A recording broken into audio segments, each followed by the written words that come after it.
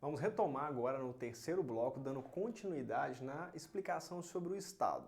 E agora vamos trazer como explicação o Estado absolutista, que é aquele Estado que é marcado pela presença forte da religião, da Igreja, no caso a Igreja Católica. E um dos expoentes de maior representação do que seria o Estado absolutista ocorreu na França. Olha o que o slide traz pra gente.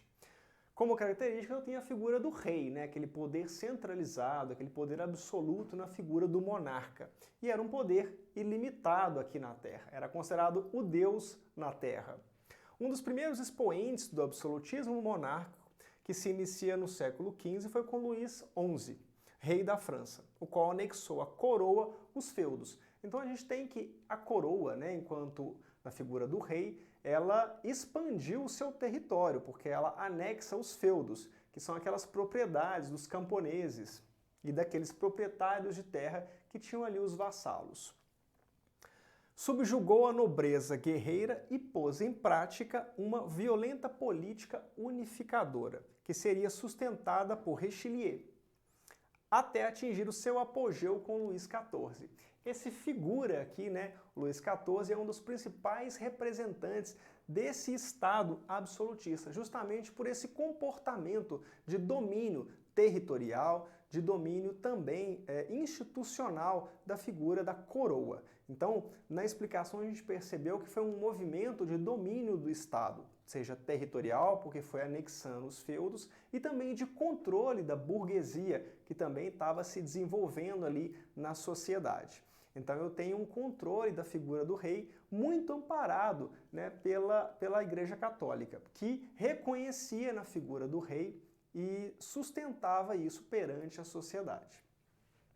Obviamente, com o passar do tempo, essa estrutura, né, desse absolutismo, ela também vai deixando, ela vai perdendo força, e aí a gente começa numa evolução a representação do Estado moderno. E o Estado moderno eu já tenho uma distinção de poder e liberdade, o que a gente não tinha no absolutismo, né? Era tudo centralizado na figura do rei. O poder, a autoridade e a liberdade eram controlados pela figura do rei. Já no Estado moderno eu tenho uma distinção, uma separação do que é poder e do que é liberdade. Até porque o indivíduo em sociedade ele tem a condição de se reconhecer e exercer a sua liberdade, de exercer a sua autonomia. E olha o que o conceito traz para a gente. As deficiências da sociedade política medieval e absolutista determinaram características fundamentais do Estado moderno.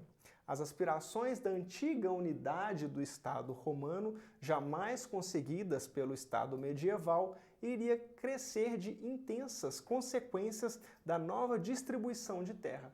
Então percebam que há uma evolução, né, uma sequência, né, do Estado grego, do Estado romano, do Estado medieval, do Estado absolutista e agora no Estado moderno. E as características, elas guardam relação com aquelas teorias que a gente já estudou, sobre a teoria familiar, a teoria contratualista, o finalismo, né, de que a sociedade, que o Estado, ele se constrói com a construção, com o alcance do bem comum.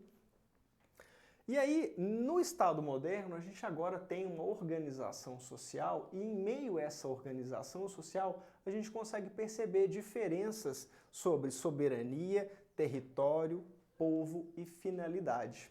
Porque desse avanço, né, partindo lá do grego, agora para o Estado moderno, né, pós-absolutista, com essa distinção de poder e liberdade, o povo, o cidadão, já começa a ter condição de se reconhecer merecedor e ser elegível, né? E assim surgir contra esse absolutismo. Ou seja, ele já não quer mais a figura do rei, ele quer poder participar daquela política, ele quer poder conduzir aquele Estado. E é por isso que a gente começa a ter essas percepções entre soberania, entre território, entre povo, e que de fato esse povo conquiste essa finalidade que seria o bem comum. O absolutismo, né, o Estado anterior, se preocupava somente com o quê? Com as riquezas e com o controle do território. Tinha um distanciamento em relação ao objetivo que seria o cuidar do povo. Aliás, no Estado absolutista, eu nem tinha essa ideia, né, de cuidar do povo. Do Estado moderno, a gente tem um outro conceito na sequência histórica, que seria o Estado liberal. E o Estado liberal tem como características, né? Pouca intervenção do Estado, pouco poder, o individualismo, a separação de poderes, a soberania popular. Então olha que interessante, agora aquele povo que era subjugado pelo monarca, né, ficava distante do rei, ele agora tem a chamada soberania popular, porque ele tem a condição de votar, de escolher, de ajudar a conduzir o Estado. A supremacia constitucional, então eu tenho uma lei que é a mais importante, que é a Constituição. Se antes a gente tinha simplesmente a ideia do monarca, a vontade do monarca, agora eu tenho isso representado num texto, numa carta, as chamadas Cartas Magnas ou a Constituição. Direitos e garantias individuais. Então a própria Constituição, nesse período, analisa que cada indivíduo tem o seu direito e a sua garantia. E ali começa a surgir no Estado liberal essa ideia de limites e direitos e deveres dos indivíduos. O Estado liberal marca o advento dos tempos modernos, né? O início, então, desse pensamento da modernidade da lei, da modernidade da sociedade e da interação do indivíduo. Correspondia nos seus delineamentos básicos com as ideias então dominantes. Era a realização plena do direito natural e do humanismo, do igualitarismo político, porque todos eram iguais e todos poderiam ter os mesmos direitos. Então, no Estado liberal, eu tenho, por exemplo, os direitos políticos. Eu tenho a possibilidade de que aqueles indivíduos possam se candidatar a cargos políticos. E, obviamente, há aqueles que possam votar de elegerem essas pessoas para configurarem ali o governo e ajudar a construir a Constituição ou a construir outras leis que vão regular a vida em sociedade.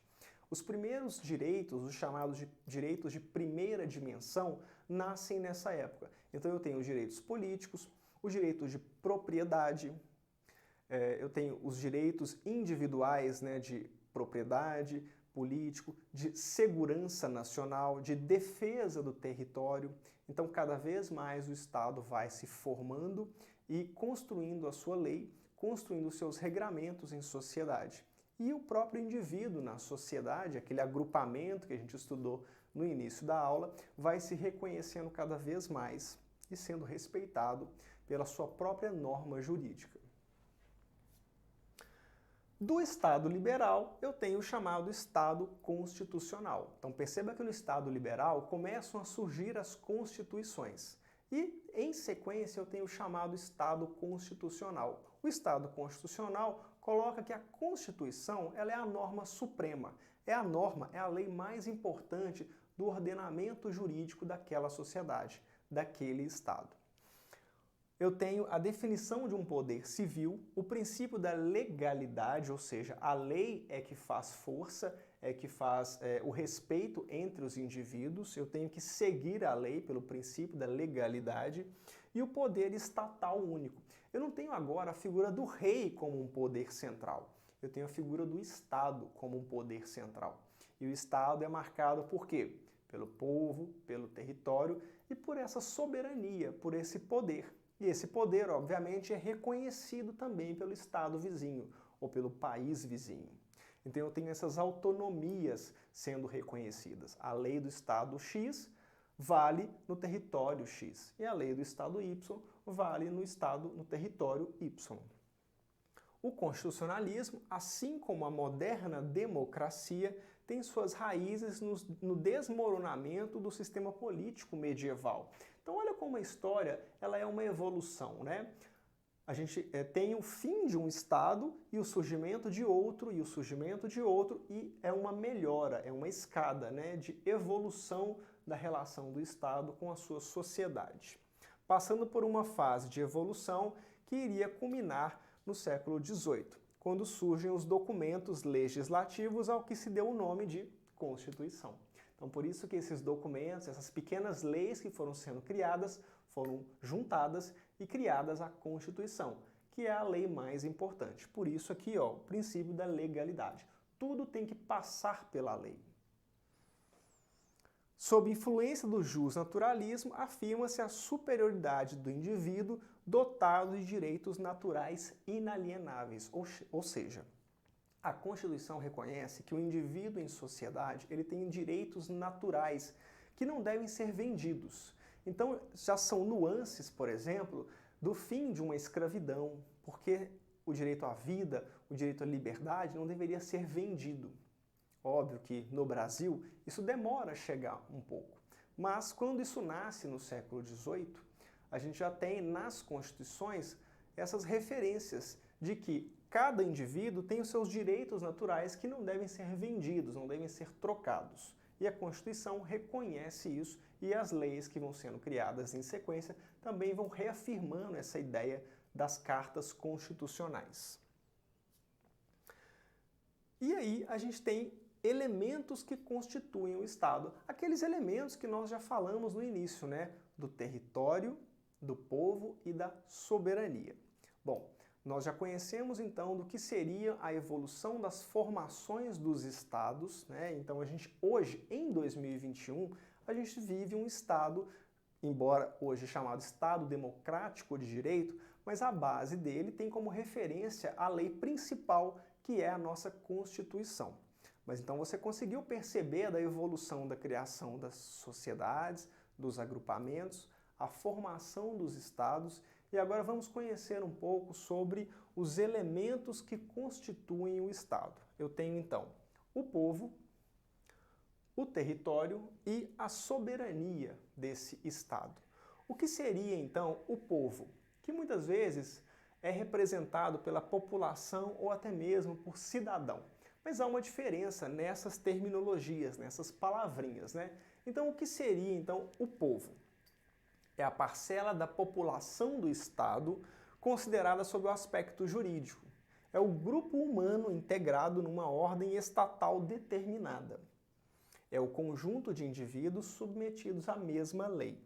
São súditos ou cidadãos de um mesmo Estado e sua aceitação como elemento essencial para a constituição e existência do Estado é unânime. Então olha que interessante a gente pensar que o povo é um grupamento de pessoas que se unem e aceitam estar sobre uma mesma lei. E assim eu tenho um Estado. Isso não me remete à teoria contratualista?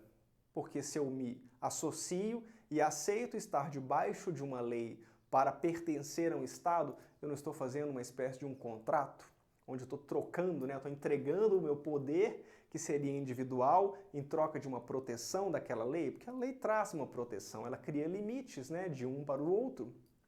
Então, é uma referência da teoria contratualista também.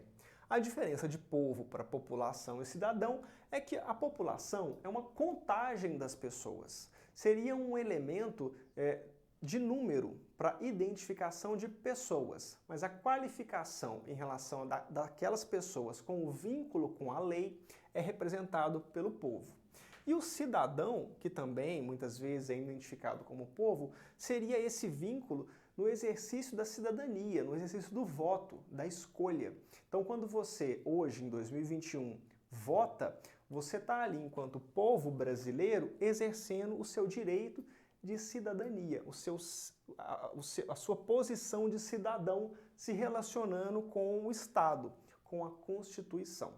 Então, nessa explicação, um dos elementos do Estado é que ele tenha um povo, um cidadão, e que esse povo se reconheça na própria lei. Então, tem que haver o vínculo, né? Elemento essencial é a aceitação do povo com a sua própria lei. Então, o povo brasileiro hoje, ele se reconhece na Constituição.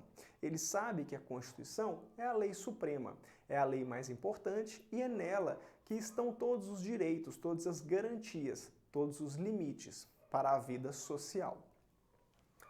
O segundo elemento seria o território. O que seria o território? O território é a base física, o âmbito geográfico que aquele estado tem, os limites. Até onde vai, no âmbito da geografia, no âmbito do desenho do mapa, um território de um estado, onde ocorre a validade da sua ordem jurídica.